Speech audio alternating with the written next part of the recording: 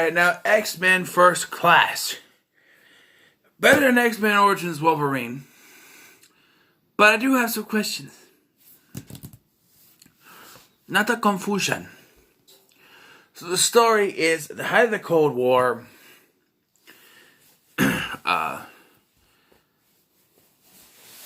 a mutant villain by the name of Sebastian Shaw is organizing a nuclear plot in which the newly formed X-Men need to stop. Sort of. Newly formed X-Men, whatever. So, right away, they shove continuity out the window by showing that basically Professor Xavier and Mystique grew up together. Which, okay, I understand they want to connect things, but well, they have the background. This is always going to be the problem now. Is when Disney reboots the MCU, reboots the X-Men in the MCU, like, how are they going to do Magneto's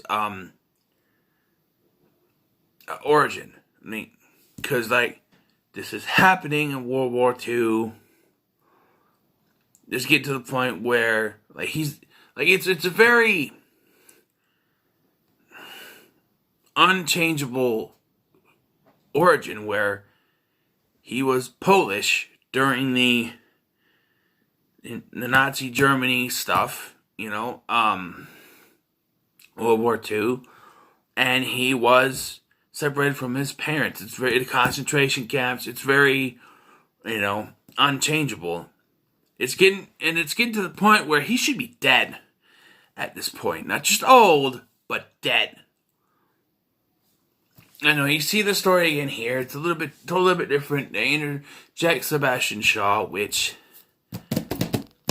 is another problem because, Sebastian Shaw had a big part, at least in the animated series version, of the Dark Phoenix saga. So when they announced they were going to try to redo the Dark Phoenix saga, I was like, how? I mean, you could do it somewhat right. Bring in the Mastermind. Bring in the Shi'ar Empire. But no Sebastian Shaw. You could try to redo it. But I've noticed while watching this one that even before they rebooted the timeline with Days of Future Past, they were still messing up. They had Professor X and Mystique grow up together. Now, Hank, or Beast, in this particular story, I could see him wanting not to be seen as a blue creature. But here's the thing. Hank's story throughout this trilogy, or these prequels, if you want to call them that, goes nowhere. The Kelsey Grammer version that we saw was very much proud of what he was. He was blue, he was working for the government, he was proud of what he was. We should have been leading to that. I think, I could tell by watching this, that they very much had different plans for this prequel trilogy, other than rebooting and trying to make up for it. Because you have a different director doing this, and then Bryan Singer came back with Future Past and decided, you know what? We're going to scrap whatever we had planned, and we're just going to erase the timeline so that X-Men The Last Stand never happened. Why don't we keep wanting to call that disrespect? X-Men The Last Stand never happened. We're going to do that. We're going to concentrate on that. And because they did that, I think it hurt the prequel trilogy a lot. Because I think you could have told the story, even if you had Mystique and Professor X growing up together, you still could have told the story of how she left him and went with Eric. By the end of this, it looks like, and this is what I wanted, a X-Men versus Brotherhood story. We never got that. We got X-Men versus, the X-Men: The Last Stand is the closest we're ever going to get to an X-Men versus the Brotherhood story, and that was erased from the timeline. So that never happened, but it looked like we were going to get some form of that by the end of this. Because you have, Magneto, and he has, Shaw's men, like Azazel and the Tornado Dude, I think was still with him. And then Angel, not the blind guy Angel, but the female Angel, which I don't know the name. She's with them, and they leave. And Mystique is also with when they leave. And then they get January Jones' character, which is Emma Frost, which is not the same Emma Frost from X-Men Origins Wolverine. So that movie, so they go off, and they're gonna be the Brotherhood. And then you got Professor X, Beast, Sean Cassidy, forget his name, and Havoc. That could be a good first. So my idea for the sequel to this was that Havoc was going to bring his brother in, which he does. And then Moira was supposed to be part of the next film.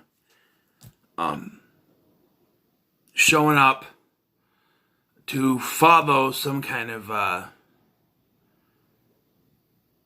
actually we don't get it's not tell Apocalypse that we bring in the younger versions, but bring in the younger versions in the next one. It's what I wanted. And then you have Moira, who, even though Professor Xavier took away her memories, she's starting to have dreams, right, of the memories that she had, and she follows it to the mansion in Westminster, and that's where she sees Professor again. And you have her, instead of falling for Xavier, even though they do have some kind of chemistry, in the cartoon she was with Sean Cassidy, so there's that. Have them be together. I know he's a little bit younger than her, but whatever. It's supposed to happen. Although she's supposed to have another husband first, which she has Kevin McTaggart. Which, I don't know. They hint to that later, but I had a sense that when this, at the end of this, the prequels were supposed to go somewhere else. And Bryan Singer came back and decided, you know what, we're gonna fix X-Men: The Last Stand, we're gonna do Days of Future Past, and reboot the entire timeline. They didn't follow that afterwards, but still. Couple other gripes I have is they introduced the helmet, Magneto's helmet, as Sebastian Shaw's helmet, and he's using it. Now, this presents a continuity error, because in the first X-Men, in this movie, it's presented to us that Professor X knows about the helmet, knows it protects the wearer from his telepathy. But in the first X-Men movie, he has no idea why he can't read Magneto's mind. So there's a continuity error. How he loses his ability to walk. Shot in the back. Bullshit. His powers are supposed to take away his legs. And they even fuck it up in Days of Future Past when, where it's supposed to be like that. His powers are taken away so he can walk again. But that makes no sense with the way they had him lose his powers. A gunshot to the back causing you to not be able to walk again isn't going to repair itself if your mutant powers go away. Sure, they say that there's something in the serum that helps with that, but it still doesn't make any sense. Now, in the animated series, I'm going to keep going back to because it's brilliant, there was this place called the Savage Land, which sadly we'll never get in a live-action version, and I was hoping for it eventually, but we're never going to get a live-action version.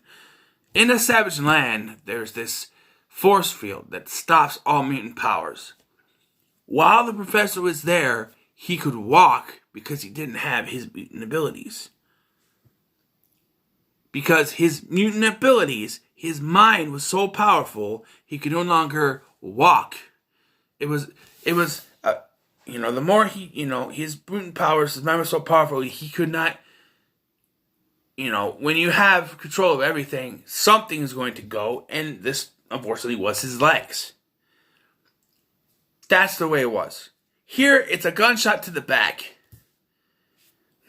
And the fact that he's not already bald, James McAvoy or not, I've never seen any other iteration besides the live-action version where the professor has hair.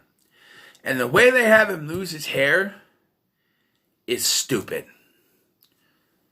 I'm sorry, it is. And it's not till X-Men Apocalypse that he loses his hair. Although, funny thing is, when McAvoy got the part, he actually shaved his head. And they're like, no. I guess they weren't doing that. Although they could have. Because every version I've seen of Professor X, he has no hair. Ever. Young versions are not. He's always bald. Even in flashbacks where he's fighting against his brother Kane, or his stepbrother Kane, he's bald. Okay? But yeah, just don't like that. And like I said, I don't like the way that Beast is shown in this either. Because at this point, yes. But his arc should have went towards him being proud to be a mutant. And he's constantly taking that serum throughout the entire goddamn 4 prequel movies that we have. Which makes no sense.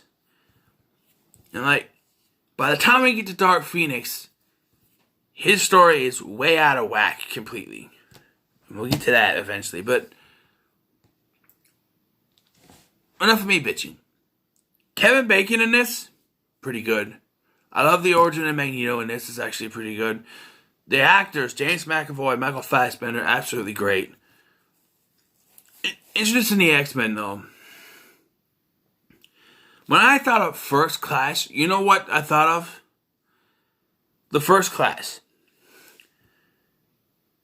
Cyclops, Jean Grey, Beast, Storm, and maybe Colossus, or Angel maybe? I don't know what the first... My son had this book. It has a bunch of Marvel stories. In there, I think the X-Men they have are Cyclops, Jean, Storm, Angel, and Beast, I think. I'm like, okay, that's the First Class. You introduce all these. I get Sean Cassidy.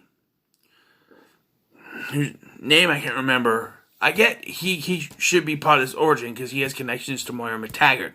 And we'll get to her. And then you got one Darwin, another Angel who's a female, and she joins Shaw, Angeli, and it's like... And here's the thing. The way that Patrick Stewart and Ian McKellen's Professor X and Magneto were presented is that they had been friends for years before they had a falling out. Here, it's more like days. But they still talk about it, and the other one's like, oh, we had a friendship of legend. You were only friends for a few days before you decided to take off and have your own agenda, Magneto. What kind of... Yes, you got to be good friends over the few days you were around each other, but it's not enough to say it was a legendary friendship or something like that. It's not. And they got that wrong. And Moira McTaggart is not supposed to be some government agent. She's a scientist, damn it. Gumby, damn it. No, she's a scientist. They represented her perfectly in The Last Stand. And here, they're like, nope, she's a government agent. Why? And I'm not saying I'm against it, but they had it right in the scene where she's in her underwear. I mean, I'm not against it. She's a very beautiful woman, but anyway, wasn't really that important to have a scene with her in her underwear. It's to sneak in and get to Colonel Hendry, but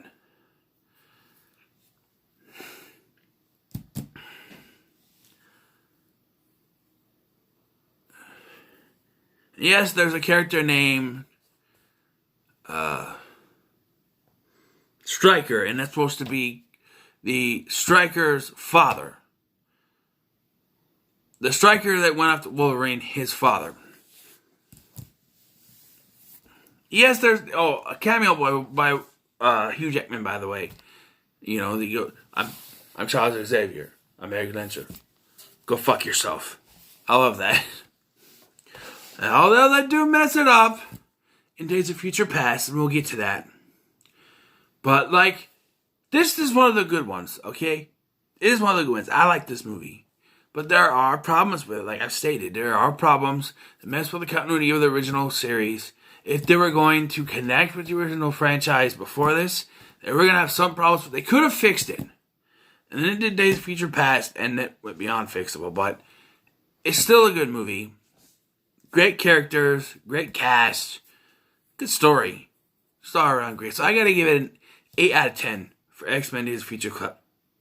X-Men First Class. Stop talking about Days of Future Past. X-Men First Class gets an 8 out of 10 for me. So what are your thoughts on X-Men First Class? Comments below. Like, share, and subscribe, and I'll see you in the next one.